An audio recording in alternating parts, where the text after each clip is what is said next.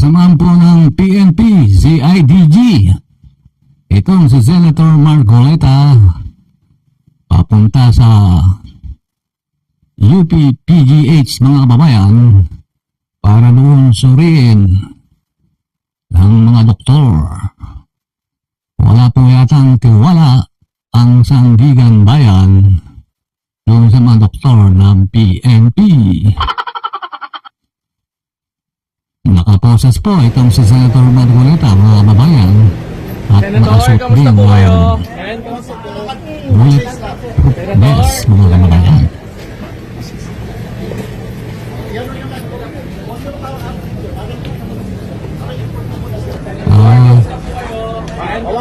Kinukumusta siya mga kababayan. Kumusta ka raw, Senator Marcoleta?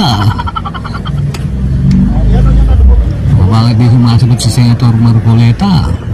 Ngayon, trending na trending siya.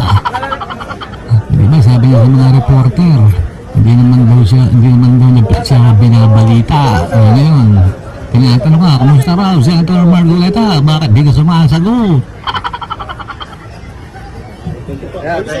Ito, nagdududa po siguro ang Sandigan Bayan mga babayan, kaya pasusuri dito sa mga doktor sa PGH mga babayan. Sabi nila, i-isolate daw si Marcoleta pero may pinapayagan pong dumalaw tulad ni BP Sara, si Robin Padilla. Sabi po ng mga polis, pagpasok po, naka-face mask daw. Pero meron naman pong nakikita si Katuning, nag-post pa sa kanyang social media na hindi naman siya naka-face mask. Kaya mga babayan, ito si Senator Marcoleta, kung yung makikita nung unang nagpunta ito sa Sandigan Bayan para ayusin ang kanyang warrant of arrest, tumakbo pa mga kababayan. Talagang gamit na ang pinagbabawal na teknik ni Gloria. Bakit po kaya ganun mga kababayan?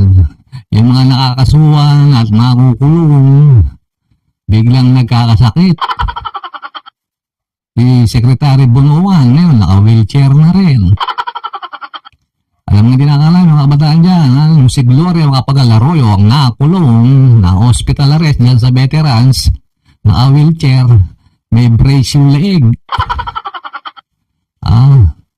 Nung pinalaya, hindi na masakit ang leg. Wala nang brace. Marami sa ating mga babayan ang hindi naniniwala. Mayroong sakit si Marcoleta.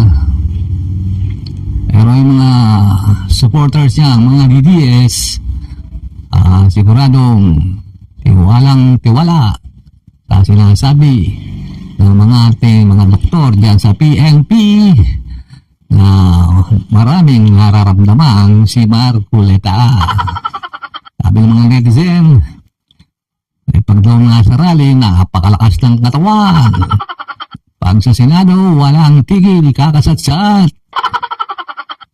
Okay mga babayan, abangan po natin kung anong magiging resulta dito sa gagawing pagsusuri kay Senator Marcoleta.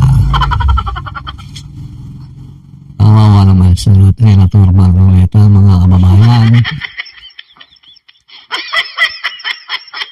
Pero mas kawawa siguro yung mga ordinaryong mga nakakulong mga kababayan. Pag may nararamdaman ka, bibigay sa'yo kortal.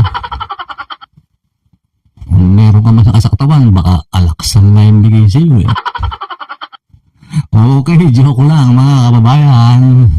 Abangan natin ang magiging resulta, ang pagsusuri ng mga doktor dyan sa PGH, mga kababayan.